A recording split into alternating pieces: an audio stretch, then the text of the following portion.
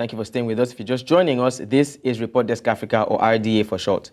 Well, we couldn't take, we couldn't take the, what do we call it again? The forecast on the crystal ball, or crystal screen, as we call it right now, last week. So this week, we're just jumping straight into what we're going to do for today. Now, we're looking at our first story, particularly. It's going to be the election going on in Zimbabwe, Zimbabwe's 2023 general election.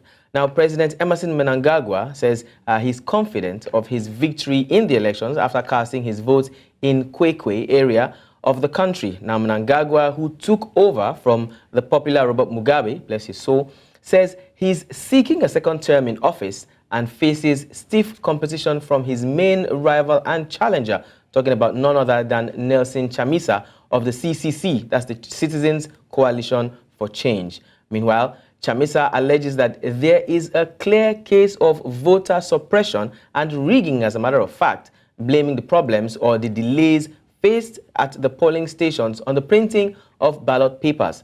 This is a story we hear too often in different African countries. Now, News Central's South African correspondent, Bongani Sizibe, in this particular report, gave a deeper insight into the issues surrounding the elections in Zimbabwe. Let's take a look. Thousands of Zimbabweans today went out to vote in their numbers in the country's national elections. Zimbabwe President Emmerson Mnangagwa cast his vote in his hometown in Kwekwe, while the leader of the opposition party, Nelson Chamisa, cast his vote in Kuwadzana in Harare. People came in their large numbers, in some cases, particularly in Harare and Bulawayo, which are the urban centers where we are very strong. There's not been time as voting. We're supposed to start voting at 7. Up to this moment, people have not received their ballot papers for certain candidates, the councillors' candidates. That's a problem. We're worried about that. We've taken it up with ZEC. They have no intelligent answer to give to us. Some were excited when they got to the polls, but there were those who were disappointed when they did not find their names on the voters' roll. Kings ndaona zita rangu risiko pa Kings, then ndafamba kubva ku Kings ndikauya ku pachikoro pa primary pa Roma Catholic Church school, saka ndopa ndikutsvaga zita rangu. There are also many places where voting materials had not been delivered when voting opened. We were here at 6 a.m. Now it's 2:45, and we are still waiting here to vote. We have not had any information from these guys to tell us what's going on. We are still waiting, and we will still wait until we cast the vote. If it means we are casting the vote at 7 p.m., I mean, we are going to vote at 7 p.m. To those who managed to vote, they said they are looking forward to a better Zimbabwe. Kutitira zvakawanda mabasa kuitira kusimudzira youth yedu muchitungiza north kuti gadziriro maerasi mimigwagwa chaiyo masuweji aringodhuvhuka mvura chaiyo hatina. Meanwhile, the Zimbabwe Electoral Commission released a statement acknowledging the late delivery of ballot papers in some places. Bongani Siziba for News Central TV. And such are the happenings in Harare, Bulawayo, and other parts of Zimbabwe as elections, as we hear, are ongoing, still not concluded just yet. Now, the elections in Zimbabwe, quite interesting, especially because this will be the, would I say, well, second elections after the popular, Robert Mugabe, exactly, Mugabe, yeah. After that. Now, Emmerson Mnangagwa, who's the current president, came into power with a lot of expectation, as a matter of fact. He's been somebody who's been around the corridors of power. He's suffered some, would I say, physical and mental abuse, as he called it back then in 2019, I believe it was, when he came into power. And now he's coming to power. The sad thing now is that Zimbabweans are complaining that not much has changed prior to this election. The things they complained about in the times of Mugabe, in the would I say, later days of Robert Mugabe, talking about poor economy, weak currency, the oppression of government, oppression of opposition members by government officials.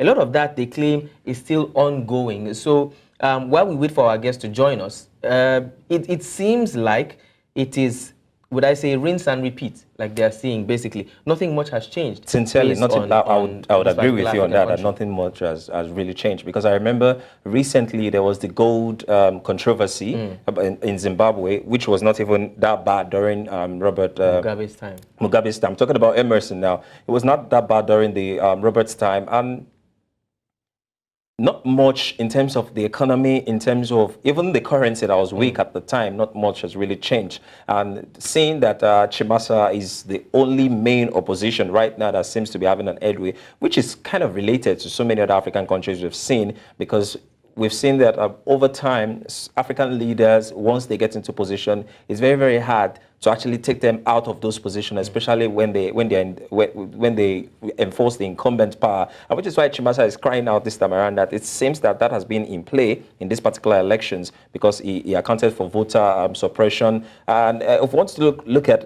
voter apathy, this year they had about 6.6 million registered voters in 12,370 polling units. 270 National Assembly seats are vacant, 80 upper house, that's the Senate seats, and of course 1,970 council seats with 1 presidential seat. And we have 11 candidates, as again last time where there were 23 candidates. Yes. It just goes to show that not much. It seems like they've given up, and Chamisa only looks like the only person right now that is fighting for the cause of those who can speak up for themselves and get across. All right, now let's speak to our boots on the ground. We have Leopold Muhende, who's a journalist reaching us from Zimbabwe. Leopold, it's good to have you on Report Desk Africa this evening. Leopold, unfortunately, we're unable to hear you. If your device is muted, could you kindly unmute it, please? It's unmuted, probably it's the network. Oh, okay, thank you so much. Now we can hear you. Thank you for joining us, Leopold. We're jumping straight into the meat of the matter, as I like to call it. How is the election going to start with? Has voting concluded, or is it still, ongoing? Well, it's a bit hazy.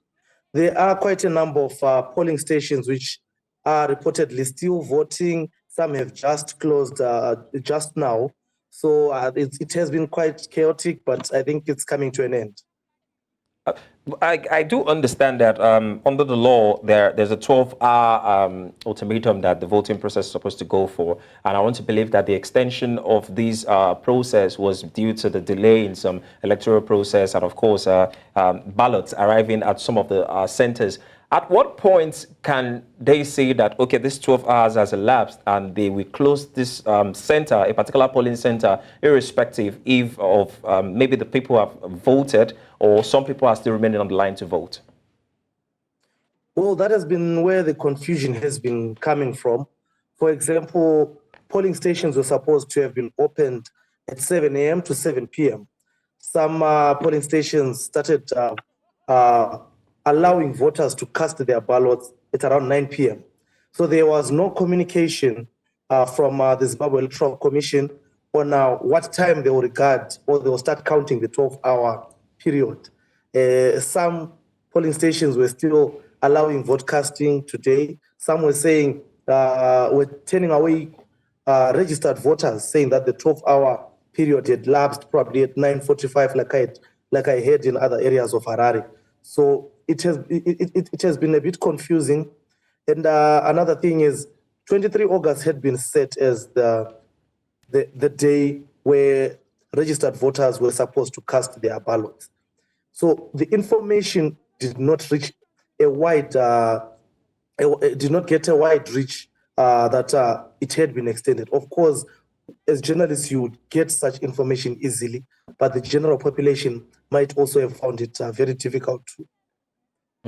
All right, Leopold, now let's go straight to the current president, Emmerson Mnangagwa. Now, the president is seeking re-election, as we all know, and has been sounding very confident of the victory from some of his campaign speeches and reports from the media. What promises has he exactly made to inspire confidence? And how have these, promises, how will these promises actually influence the votes from the people? Bearing in mind that, according to what we see here and what we've heard, and some statistics that have come out of Zimbabwe, not so much has changed from when he took power up until now.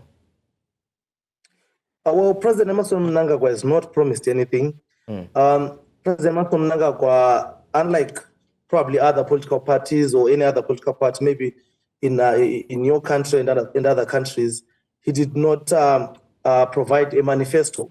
His manifesto was what he says he had achieved since taking power in 2017 in the coup that removed the late President Robert Mugabe, and going forward to 2018 when he won the elections, or he says he won the elections up until now. So he says the successes I have recorded over the whole period, the past period, is enough for people to be convinced that I'm the right candidate. He has given a number of examples: a highway from Harare to Beitbridge, the main port in the busiest port in sub-Saharan Africa. Dams, a couple of dams, and rehabilitation of gravel roads in rural areas, boreholes, even in urban areas. So he says my work is enough of a promise. People will have to be convinced. It sounds like politicians are cut from the same cloth. I couldn't stop laughing here while you were listing some of these things is highlighting as his success or his achievement so far. And this just makes me really wonder.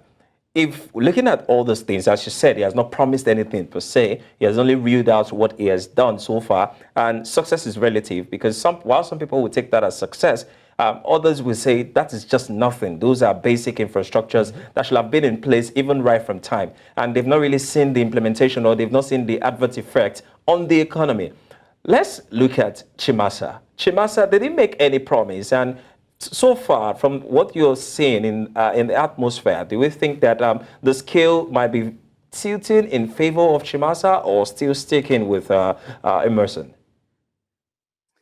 Well, I think the Zimbabwean election is a bit difficult to gauge.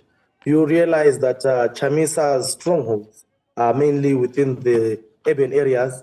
His campaign has been centered, however, on rural areas. So that is where he had been campaigning for the past month or so. He has already claimed wins in a number of rural areas, such as Cholocho, Lupane, Wange. So I could say it has worked to a certain extent, but probably his road to the State House will not just be determined by the electoral victory. It will be probably there are a lot of other issues which will come into play on whether or not he will eventually take over. But so far, I think he has performed quite well. The same way Emmerson has also, because Emmerson has maintained a grip on some of the constituencies which are traditionally perceived as ruling party dominated or ruling party areas. All right. Before we wrap this up, I want to ask you two questions. First of all, how would you consider youth participation in this election? Would you say it's gotten better this time than the last time, or it's gotten worse, or it's pretty much the same thing? And not just the youth, women, as a matter of fact, because we got some statistics here saying that the participation of women this year on this election is less than what we saw in the last election. Just 1 out of 11 candidates for presidency. For president, yeah. So what may have been the cause for women to, would I say, pull back a little bit based on statistics in terms of electoral participation? I'm talking strictly about contesting for the role.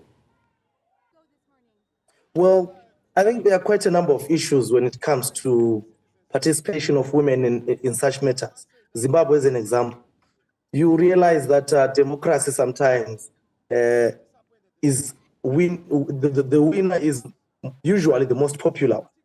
Academically, the loser might be more gifted than the winner. It's unfortunate, and that is one. So democracy, anyone can win it, with gender being disregarded. The second thing is there is a challenge with Zimbabwean politics in that I think African generally, I've not been to most parts of Africa, but I would say in some parts of Africa, there's been a challenge with that. Elections come with a lot of violence, and violence has been chasing away women within political spheres. Women fear that if they put up their names for election or nomination, then the next thing is an armed person or a supporter of a certain political party or a rival party comes to your house, challenges you, beats up your family and stuff like that. So that is chasing away a number of women from contesting for top positions within the political sphere here in Zimbabwe. However, in terms of voting patterns, you realize that women actually are the ones who vote more than men themselves. And in this election, I witnessed quite a number of women in Sivarasekwa, Warren Park, Westley, actually telling us that they will not be leaving polling stations up until they cast their votes. This was after some delays by the Zimbabwe Electoral Commission. Youths also at the same time, for them to participate is a matter of violence. Sometimes they fear that we are a different generation from our forefathers who fought for liberation from colonial governments. I think we are weaker in that we prefer online fighting, Twitter, and we are cyber warriors. We are not real warriors. Keyboard warriors, as they will say. Whenever there's violence, keyboard warriors. So whenever there's violence, we tend to back away, and I think that has heavily affected women participation and youth participation, not just in Zimbabwe, but in other countries too. Leopold, let me just take you on this last view. We know voting in diaspora has not commenced yet in Zimbabwe, but I'm more concerned about what people feel about the electoral umpire here. We know across Africa there's always these, not sentiment per se, but there's always this dent on the electoral body saying probably they are not credible enough or they're in support of the incumbent. But what has been the view so far about the electoral umpire here? And once this voting ends, how long do you think it will take for the collation and the declaration to actually commence?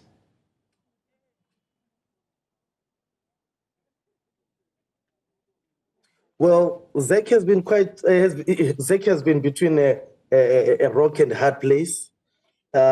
ZEC has to prove that it is not aligned, or it has not made sure that the process is flawed in favor of the ruling ZANU-PF party. Those are the main accusations ZEC has had to deal with in the past. I do not know how many years. Even 2018, they faced the same accusations.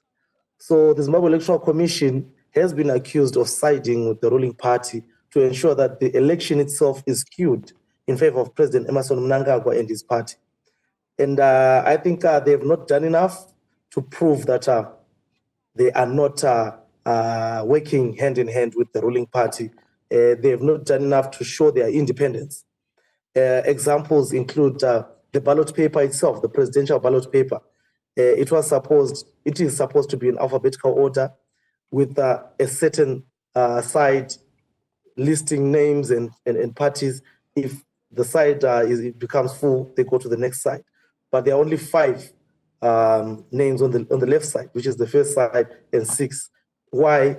The Citizens Coalition for Change has said they wanted President Emmerson Mnangagwa to be at the top of the ballot paper. So some of those things the opposition says takes them as evidence that ZEC is working with ZANU-PF.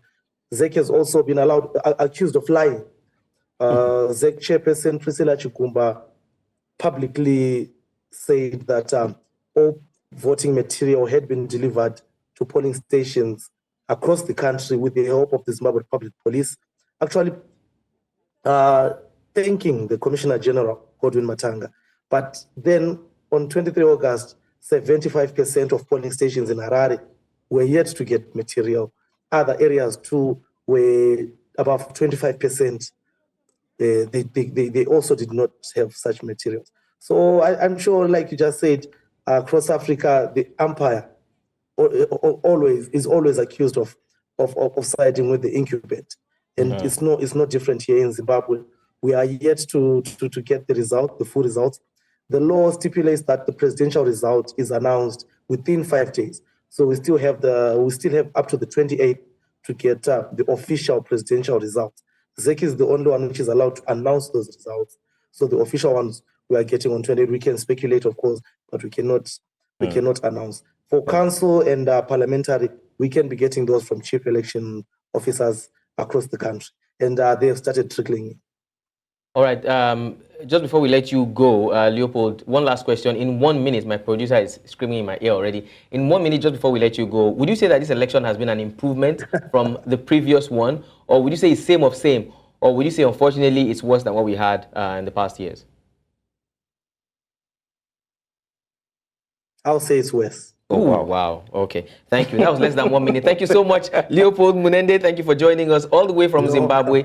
We wish you and other Zimbabweans the very best in these elections, and we hope that the best candidate takes the official seat of the nation. Thank you so much once again. You're welcome. Right. This is quite concerning. Very, very concerning. A journalist who has gone around major part of the country and has given, just as we promised on the show that we always give you a journalist thank you, and comes out to say that this election worse, he said then this is a big issue. Vocally, straight up from his mouth, he said this is worse. It is an issue in Zimbabwe because, many Zimbabweans, not just Zimbabweans, the rest of the world will be hoping that the country would have improved from the days of Robert Mugabe up onto Emmerson Mnangagwa. Now, there was a lot of promise and hope when he was coming into office, thinking that things would get better. Sadly, from the statistics that we have online and from different bodies who bring us statistics concerning, development in countries, not much has improved. Exactly, not much has, and it begs the question of, so what has he been doing there so far? In the past 5 and years. what has he been doing in the past 5 years? Because if things are now worse off as to when Robert Mugabe was actually there and people were complaining about corruption, it means now, imagine how bad it will be. Or maybe it's a case of things having to get worse before they get better. This is me playing devil's advocate. Please, we use that line too much in Africa. I'm telling you. It's just too much. All right, it's time for us to take our very first break. If you're joining us for the first time, this is Report Desk Africa. We are talking about Southern Africa all through the show. We just finished talking about Zimbabwe. We're going further south now, all the way down to South Africa, and we're talking about the BRICS Summit. Some countries are showing interest in joining BRICS in the next few months. You want to know who they are? Stay with us on Report Desk Africa.